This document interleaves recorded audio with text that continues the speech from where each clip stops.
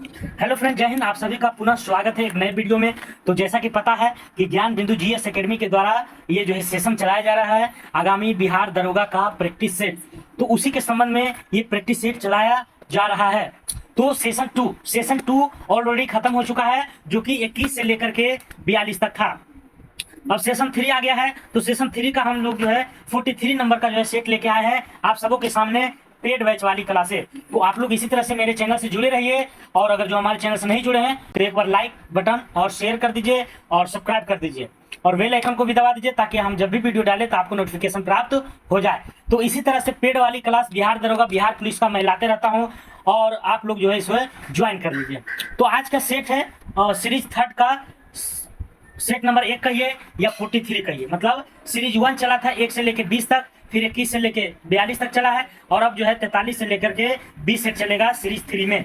तो देरी ना करते हुए इसे स्टार्ट करते हैं। पहला क्वेश्चन क्या करा है कि मिलान करिए कि कौन सा अभिलेख जो है किससे संबंधित है, किस शासक से संबंध है। तो हाथी गुम्फा अभिलेख की अगर बात की जाए तो हाथी गुम्फा अभिलेख किससे संबंधित है, तो खारवेल से। किससे है? खारवेल से। जूनागढ़ की अगर बात की जाए तो रुद्रदामन से है, और प्रयाग की अगर बात की जाए तो समुद्र गुप्त हो जाएगा, जबकि भीतरी स्तंभ लेके स्कंद गुप्त हो जाएगा। तो इस तरह से इसका आंसर मिलान आप लोग ध्यान से कीजिए। इसका अगर आंसर मिलाएगा तो इसका आंसर हो जाएगा बी नंबर। क्या हो जाएगा? B number. तो हाथी गुम्फा के किसका हो जाएगा? खारवेल। जूनागढ़ के रुद्रदामन, प्रयाग के समुद्र गुप्त, और भीतरी के स्कंद गुप्त। तो इस तरह से इसका आंसर हो जाएगा। अगला क्वेश्चन चलते हैं। निम्नलिखित में से किस ग्रंथ में सरस्वती और दृष्टदती नदियों के बीच के प्रदेश को ब्रह्मवर्त कहा गया है? तो कह रहा किस ग्रंथ में ऐसा कहा गया है कि सरस्वती और दृष्टद्वती नदियों के बीच के प्रदेश को ब्रह्मवर्त कहा गया है? तो किसमें यह वर्णन है? मनुस्मृति में। किसमें है?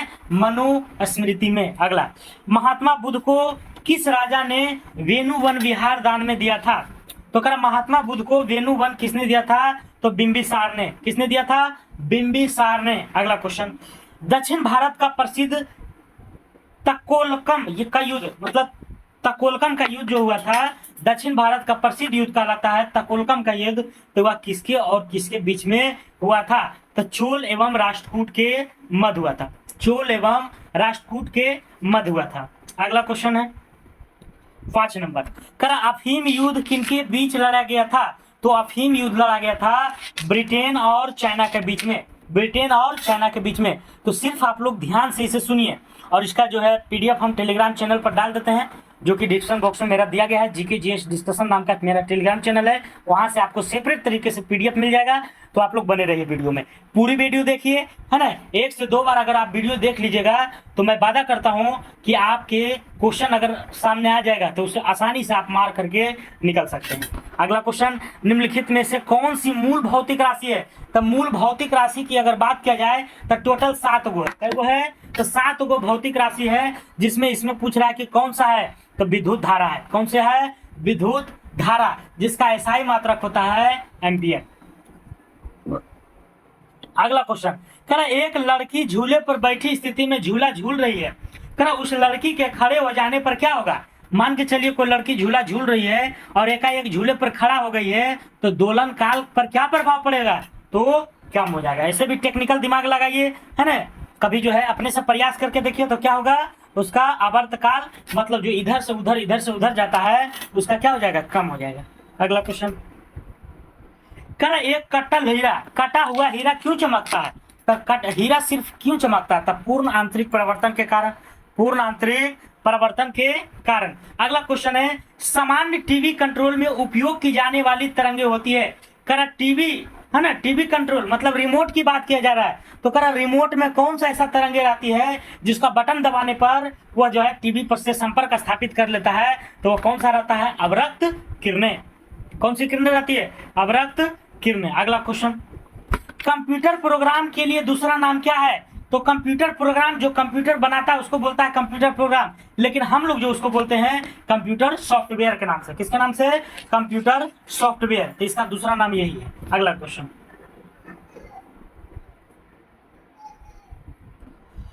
करा जीपीएस तकनीकी का उपयोग किन क्षेत्रों में हो सकता है? मोबाइल फोन में, बैंकिंग में, पावर ग्रिड में। तो ये तीनों हो सकता है ना? ये तीनों में इसका जो है प्रयोग, जीपीएस का प्रयोग किया जा सकता है। अगला, शनि ग्रह के वायुमंडल में निम्नलिखित में से कौन सी गैस सबसे अधिक मात्रा में है? तो कौन सी गैस सबसे अधिक मात्रा में है ये बताना है। तो मीथेन है। कौन है? मीथेन। करा शनि ग्रह के वायुमंडल में निम्नलिखित में से कौन सी गैस सबसे अधिक मात्रा में है? तो कौन सी गैस है? तो मीथेन है, CH4 है। अगला क्वेश्चन,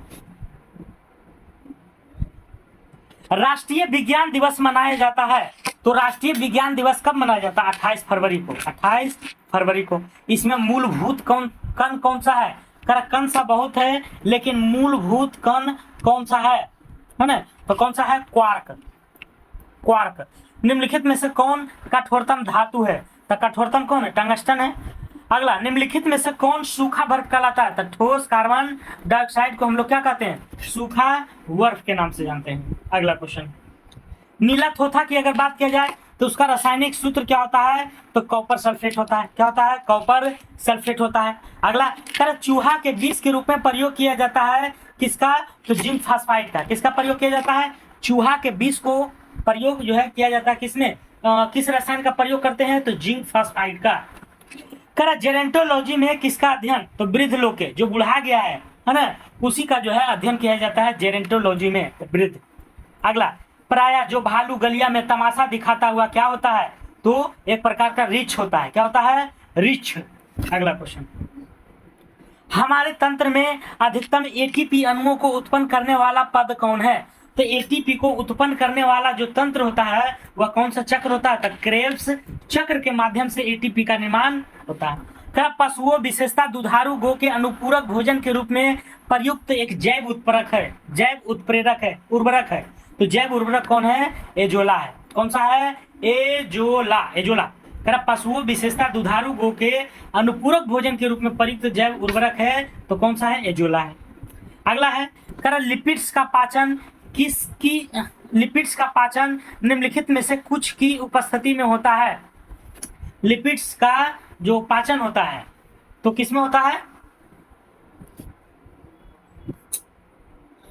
आपको होता है 1 और 2, मतलब पीत अम्ल और लाइपेज में होता है। अगला, निम्नलिखित में से किस विटामिन को हार्मोन माना जाता है? क्या कौन सा ऐसा विटामिन है जिसको हार्मोन के नाम से जानते हैं? कौन सा है? तो विटामिन डी को हार्मोन के नाम से जानते हैं। फेफड़ों में गैसीय विनिमय का स्थल है। क्या फेफड़ों में जो विनिमय का स्थल है, गैसीय विनिमय का स्थल है, वह क्या है? तो कौन है? एल्वियोली है। क्या फेफड़ों में गैसीय विनिमय का स्थल क्या है? एल्वियोली। अगला क्वेश्चन, क्या बीज के अंकुरण के लिए क्या आवश्यक नहीं है? मतलब बीज जो अंकुरित होता है तो उसके लिए क्या आवश्यक नहीं है? प्रकाश चाहिए है, आर्द्रता भी चाहिए, उचित तापमान भी चाहिए, ऑक्सीजन की आवश्यकता नहीं है, उसके लिए हवा तो चलता ही है। क्या दुधारू पशुओं को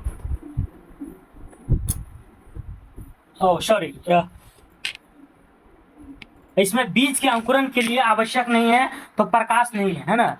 प्रकाश थोड़ी देर के लिए नहीं भी रहेगा तो बीज जो है उत्पन्न हो जाएगी। बाकी सभी चाहिए, आर्द्रता, ऑक्सीजन और उचित तापमान। अगला, क्या दुधारू पशुओं को निम्नलिखित बीमारियों में से कौन सी संक्रमणीय है? तो कौन सा है?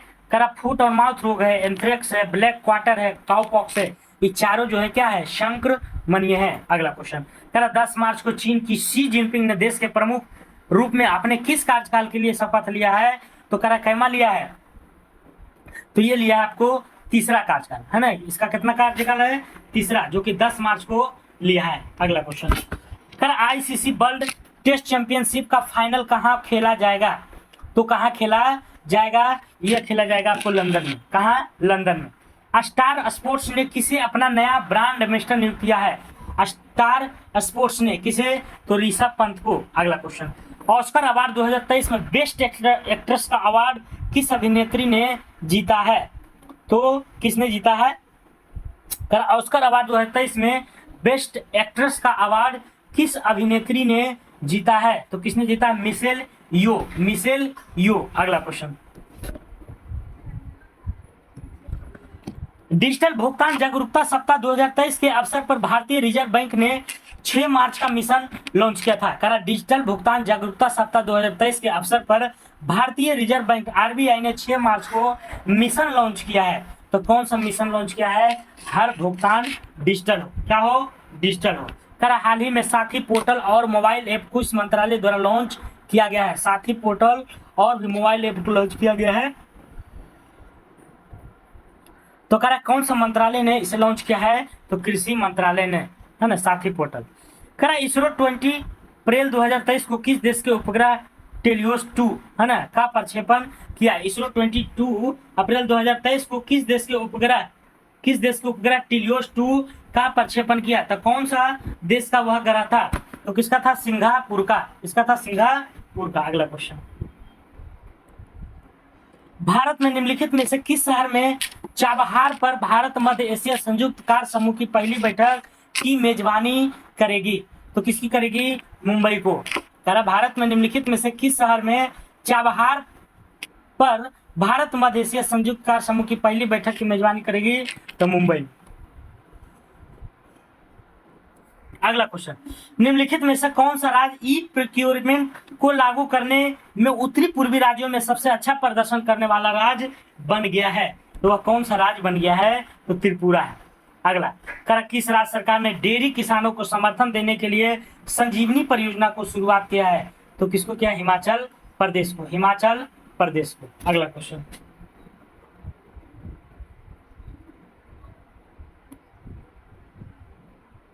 अगला 49 नंबर है। कह रहा भारतीय सेना ने सैन्य कर्मियों को चीनी भाषा का प्रशिक्षण देने के लिए किस यूनिवर्सिटी के साथ समझौता किया है? तो किसके साथ किया है?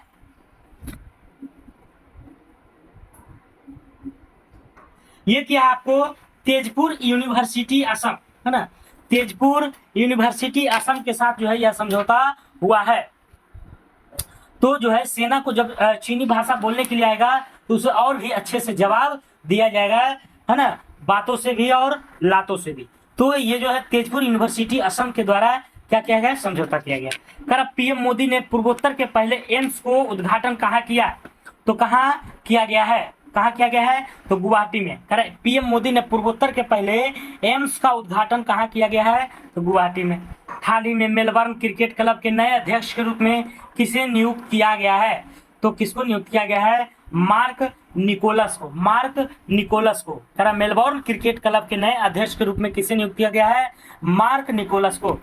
करा made in India 75 years of business and enterprises नामक एक नई पुस्तक किसके द्वारा लिखी गई है?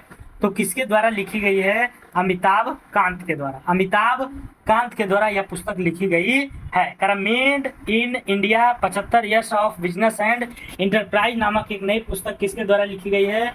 तो अमिताभ कांत के द्वारा। अगला क्वेश्चन, करा पहले उभयचर युद्धक जहाज का नाम बताइए जिसे 36 साल की शानदार सेवा के बाद 6 मई को अंततः सेवा मुक्त कर दिया गया है। तो इसका आंसर हो जाएगा INS मगर। INS मगर। कर पहले उभयचर युद्धक, उभयचर मतलब जो जल और थल में रहता है, युद्धक जहाज का नाम बताइए जिसमें 36 साल की शानदार सेवा, मतलब 36 साल तक जो है सेवा किया और सेवा के बाद 6 मई को अंततः वह सेवा निवृत्त हो गया, मतलब सेवा से मुक्त हो गया। तो वह जो है उसका नाम क्या है? INS मगर। अगला, आर्थिक समीक्षा में उल्लिखित शब्द जाम का पूर्ण रूप क्या है? तो जन धन आधार मोबाइल। क्या है? जन धन आधार मोबाइल। अगला क्वेश्चन, चक्रवात फ्रेडी ने सबसे लंबे समय तक सक्रिय रहने वाला उष्णकटिबंधीय चक्रवात रिकॉर्ड बनाया है। इसने निम्नलिखित में से किस देश को प्रभावित किया है? तो किसको प्रभावित किया है? मेडागास्कर, मोजाम्बिक, मलावी, उपयुक्त में से सभी को।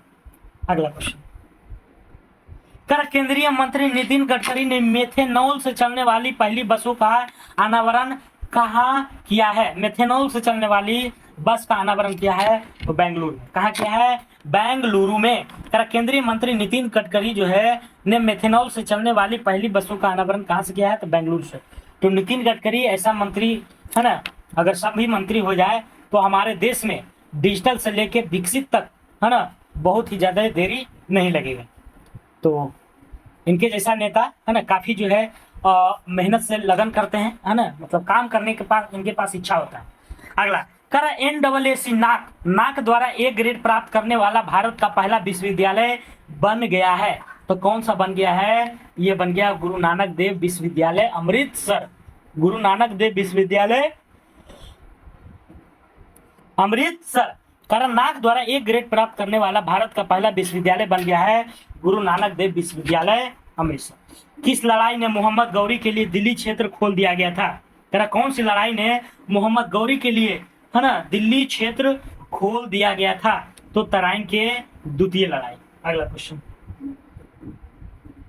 करा अरविड वंश के संस्थापक तिरुमल ने किसे अपनी राजधानी बनाया? करा अरविडू वंश के संस्थापक तिरुमल थे। अरविडू वंश के संस्थापक तिरुमल थे, तो उसे किसने, करा तिरुमल ने किसे अपनी राजधानी बनाया था? मतलब राजधानी उसने कौन सा बनाया था? तो उसने बनाया था पेनकोंडा को। किसको बनाया था? पेनुकोंडा को। अगला नक्शबंदी सिलसिले का संस्थापक किसे माना जाता है? नक्शबंदी सिलसिले का संस्थापक किसे माना जाता है? तो ख्वाजा बकी बिल्ला। ख्वाजा बकी बिल्ला। करा नक्शबंदी सिलसिले का संस्थापक किसे माना जाता है? ख्वाजा बकी बिल्ला को। करा किस मुगल शासक के काल में मुगल चित्रकला की नींव पड़ी है? तो मुगल चित्रकला की नींव पड़ी थी किसके शासनकाल में? तो हुमायूं के। किसके? हुमायूं के। निम्नलिखित में से किसने पेशवा के पद को वंशानुगत बना दिया था? तो पेशवा को वंशानुगत बनाने वाला कौन सा है? तो बालाजी बाजीराव। बालाजी बाजीराव। अगला क्वेश्चन निम्नलिखित में से किसे जाटों का अफलातून कहा जाता है? जाटों का अफलातून किसे कहा जाता है? तो किसे? सूरजमल को। करा किसे जाटों का अफलातून कहा जाता है? सूरजमल को। सॉरी फतेह, ठीक है, सूरजमल को। अगला करा ईस्ट इंडिया कंपनी के किस गवर्नर को औरंगजेब द्वारा भारत से निष्कासित किया गया था? करा ईस्ट इंडिया कंपनी के किस गवर्नर को औरंगजेब द्वारा भारत ने निष्कासित किया था? तो कौन सा ऐसा गवर्नर था जिसको, है ना, भगा दिया गया था? तो कौन सा था? सर जॉन चाइल्ड था। सर जॉन चाइल्ड के द्वारा, सर जॉन चाइल्ड को जो है किसके द्वारा? तो औरंगजेब द्वारा भारत से निष्कासित करके बाहर खदेड़ दिया गया। अगला क्वेश्चन 55 नंबर। सूची 1 को सूची 2 से फिर से मिलाइए। तो कह रहा चुआर विद्रोह की अगर बात किया जाए तो 1768 में हुआ था। 1768 में कोल विद्रोह की बात करें तो 1831 में, कोल विद्रोह 1831 में, भील विद्रोह 1818 में और बर्ली विद्रोह 1945 में। तो एक बार फिर से रिपीट करते हैं। चुआर विद्रोह अगर देखा जाए तो चुआर विद्रोह हुआ था आपको 1768 में। चुआर विद्रोह 1768, चुआर विद्रोह 1768। कोल विद्रोह की अगर बात करें तो कोल विद्रोह हो जाएगा आपको 1831 में। कोल विद्रोह कब हो जाएगा? 1831 में। भील विद्रोह 1818 और बर्ली विद्रोह हो जाएगा 1945 में। अगला क्वेश्चन,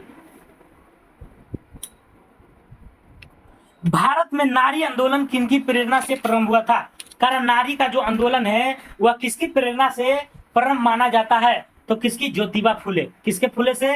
ज्योतिबा फुले के जो है प्रेरणा से यह प्रारंभ हुआ था। कह रहा यदि सिंधिया भी विद्रोह में सम्मिलित हो जाए तो हमें कल ही भारत छोड़ना पड़ेगा। यह कथन किसका है? कह रहा यदि सिंधिया भी विद्रोह में सम्मिलित हो जाए तो हमें भारत छोड़ना पड़ेगा। यह कथन किसका है? तो लॉर्ड कैनिंग को। लॉर्ड कैनिंग को। अगला क्वेश्चन 58 नंबर। अगला है 58 नंबर। तो कह रहा नीचे उन व्यक्तियों को सूची दी गई है जो भारतीय राष्ट्रीय कांग्रेस के अध्यक्ष हुए, है ना। भारतीय राष्ट्रीय कांग्रेस जिसकी स्थापना 28 दिसंबर 1885 में हुआ था, इसकी जो है मुंबई में। तो कह रहा तथ्य अनुसार उन्हें क्रमबद्ध कीजिए। जो नीचे मतलब सबसे पहले कौन, फिर कौन, फिर कौन, फिर कौन, इस तरह से इसको बताना है। तो इसका आंसर हो जाएगा आपको सी नंबर। तो पहले क्या करा है? 1 नंबर यानी महात्मा गांधी पहले, है ना, 1901 वाला में लिए थे। 4 नंबर श्रीमती सरोजिनी नायडू, है ना। और 2 नंबर फिर आ गया जवाहरलाल नेहरू, ये तो 1929 वाला में शायद। और ये लगता है 24-25 में शायद, देख लीजिएगा, थोड़ा सा कंफ्यूजन है।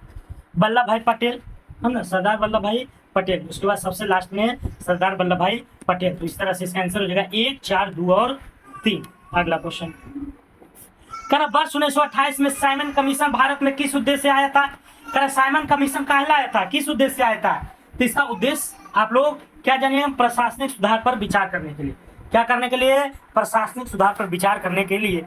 मेसोपोटामियों की सभ्यता का प्रारंभिक विस्तार था, है ना, प्रारंभिक विस्तार था। तो क्या था आपको? यूफ्रेट्स नदी के आसपास, ये भी सही है, टिग्रिस नदी के आसपास, बिल्कुल, है ना। तो दो नदियां हैं, यूफ्रेट्स और टिग्रिस नदियों के आसपास मेसोपोटामिया की सभ्यता का विस्तार, प्रारंभिक विस्तार माना जाता है। कौन कौन सी नदी? यूफ्रेट्स और टिग्रिस, यूफ्रेट्स और टिग्रिस।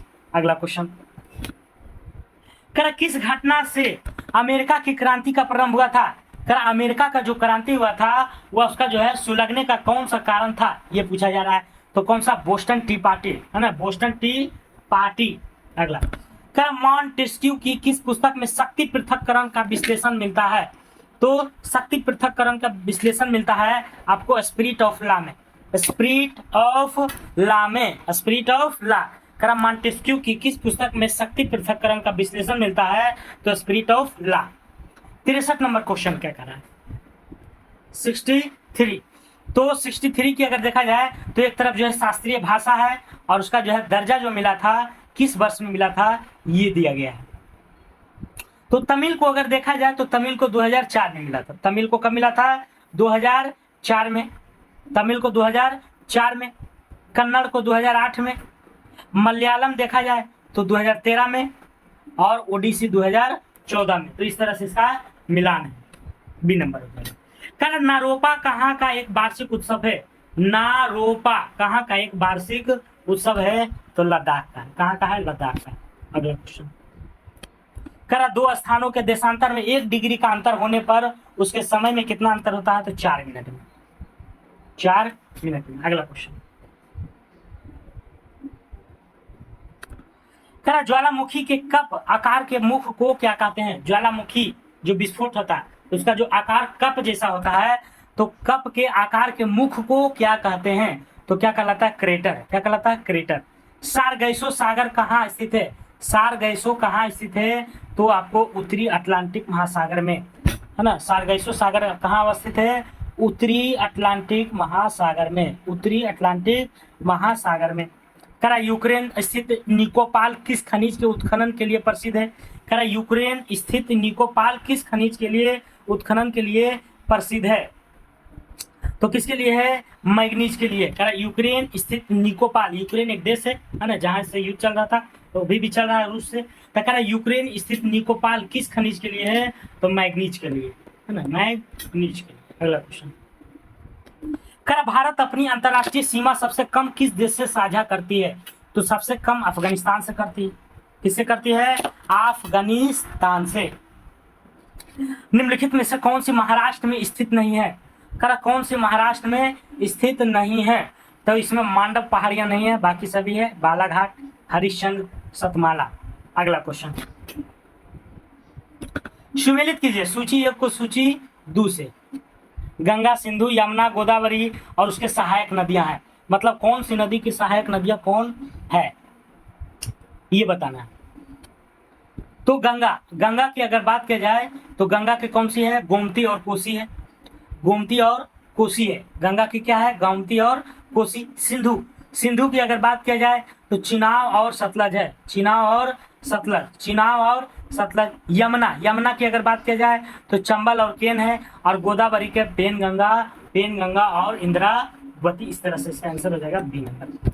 अगला क्वेश्चन है, कर्नाटक में ग्रीष्म ऋतु मतलब गर्मी में मध्य मार्च से मध्य जून के दौरान चढ़ी झंझा के कारण होने वाली वर्षा को क्या कहते हैं? तड़ी झंझा के होने वाली वर्षा को क्या कहते हैं? तो चेरी बलासम। क्या कहलाता है? चेरी बलासम। अगला, क्लाइड लेपर्ड राष्ट्रीय उद्यान अवस्थित है। क्लाइड लेपर्ड राष्ट्रीय उद्यान कहाँ स्थित है? तो है आपको त्रिपुरा में। क्लाइड लेपर्ड राष्ट्रीय उद्यान कहाँ है? त्रिपुरा में। पॉडजोल क्या है? पॉडजोल क्या है? तो पॉडजोल क्या है? कोनधारी वन प्रदेशों में पाई जाने वाली मृदा है। कोनधारी वन प्रदेशों में पाई जाने वाली मृदा है। निम्न में से नकदी फसल कौन सी नहीं है? नकदी फसल कौन सी नहीं है? तो मूंगफली। निम्न में से नकदी फसल कौन सी नहीं है? तो मूंगफली जो है नकदी फसल नहीं है। निम्नलिखित कथनों में से कौन सा एक सही नहीं है? तो कौन सा एक सही नहीं है? तो रत्नागिरी बॉक्साइट खनन क्षेत्र कर्नाटक में स्थित है। नहीं, ये गलत है। ये क्या है? गलत है। बाकी सभी सही है। आप लोग एक बार एक लाइन पढ़ लीजिएगा। मेट्रो रसायन के उत्पादन का सबसे बड़ा केंद्र कहाँ पर स्थित है? मेट्रो नहीं, पेट्रो। पेट्रो रसायन के उत्पादन का सबसे बड़ा केंद्र कहाँ स्थित है? तो कहाँ स्थित है? जामनगर में, है ना, जामनगर में। अगला, पारिस्थितिकी तंत्र की खाद्य श्रृंखला का सही अनुक्रम क्या है? पारिस्थितिकी तंत्र की खाद्य श्रृंखला का सही क्रम क्या है? तो पादप है, शाकाहारी है, मांसाहारी है, अपघटक है। तो इस तरह से खाद्य श्रृंखला का ये क्रम है। पहले जो है पादप होता है, पादप मतलब पेड़ पौधे, फिर शाकाहारी होता है, मांसाहारी होता है, उसका अपघटक मतलब खाने वाला होता है। अगला क्वेश्चन, निम्न में से किस वर्ष भारत सरकार द्वारा केंद्रीय गंगा प्राधिकरण का गठन किया गया है? तो केंद्रीय गंगा प्राधिकरण का गठन 1985 में किया गया, 1985 में। अगला क्वेश्चन, भारत में गिद्धों को तेजी से घटती हुई जनसंख्या का मुख्य कारण क्या है? तो गिद्ध का जो है घटने का क्या कारण है?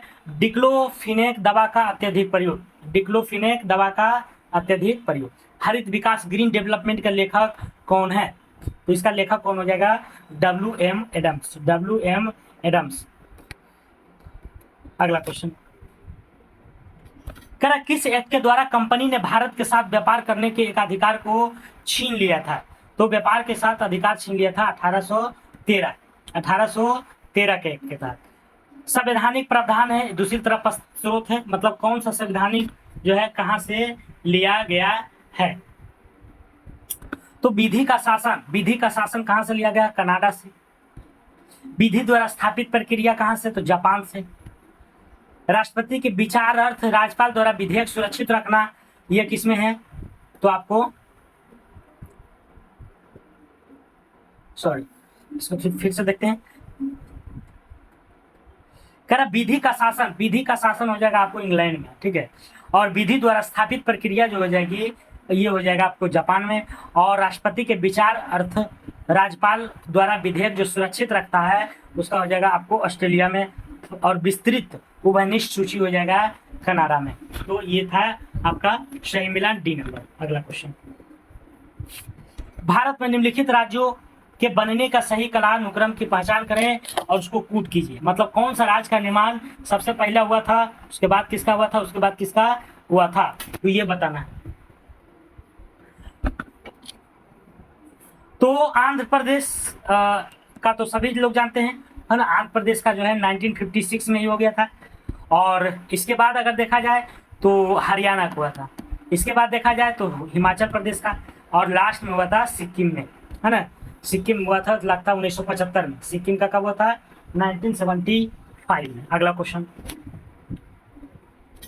भारतीय संविधान का वह कौन सा अनुच्छेद यह निर्धारित करता है कि राजकीय नीति के निर्देशक सिद्धांत किसी न्यायालय द्वारा लागू नहीं किया जा सकता है? तो कौन सा? अनुच्छेद 37। भारतीय संविधान का कौन सा अनुच्छेद यह निर्धारित करता है कि राजकीय नीति के निर्देशक सिद्धांत किसी न्यायालय द्वारा लागू नहीं किया जा सकता है? तो अनुच्छेद 37।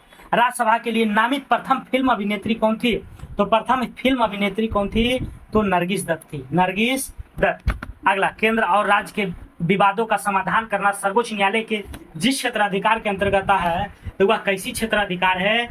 परामर्शदात्री है, अपीलीय है, संवैधानिक है। तो कैसी है? ये आपको जो है प्रारंभिक है। क्या है? प्रारंभिक अधिकार है। अगला क्वेश्चन, किस संविधान संशोधन अधिनियम के तहत मंत्री परिषद की संख्या को सीमांकित किया गया है? तो शायद 91। बिल्कुल सही है, 91 संविधान संशोधन के तहत जो है ना मंत्री परिषद की संख्या को सीमांकित मतलब कांस्टेंट कर दिया गया है 2026 तक, कि 2026 तक लोकसभा में सीटों की संख्या बढ़ेगी घटेगी नहीं, उसके बाद ही आप हस्तक्षेप कर सकते हैं। तो कहना संशोधन द्वारा 91। स्वायत्त शासी जिला परिषद के निर्वाचित सदस्यों को पदावधि के बारे में निम्नलिखित में से कौन सा एक सही है?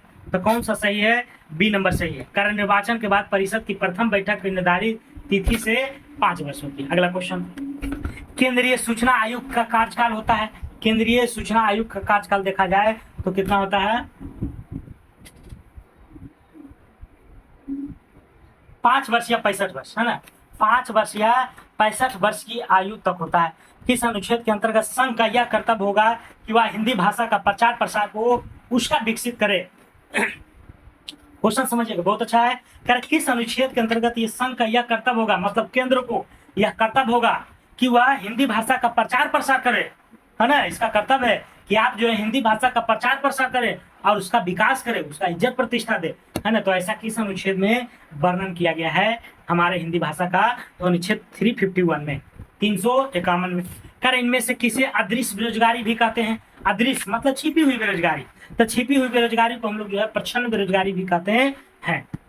अगला, कर किस पंचवर्षीय योजना में कृषि ने ऋणात्मक विकास प्रदर्शित किया था, ऋणात्मक, है ना, तो शायद तीसरी में नहीं, 7वीं, सॉरी, है ना, 7वीं पंचवर्षीय योजना में ये जो है कृषि ने ऋणात्मक विकास दर को क्या किया था, रिकॉर्ड किया था। अगला क्वेश्चन, कर फिर से सूची 1 और सूची 2 आ गया, मतलब कौन सा वादक क्या बजाते थे, तो अमजद अली खां क्या बजाते थे, तो अमजद अली खां कौन नहीं जानता, सरोद बजाते थे।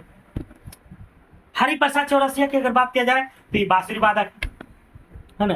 अलरखा खां का अगर देखा जाए तो ये तबला बजाते थे, और अली हुसैन बचिया तो ये बजाते थे आपको शहनाई, है ना। तो इस तरह से आपका मिलान कर लीजिएगा।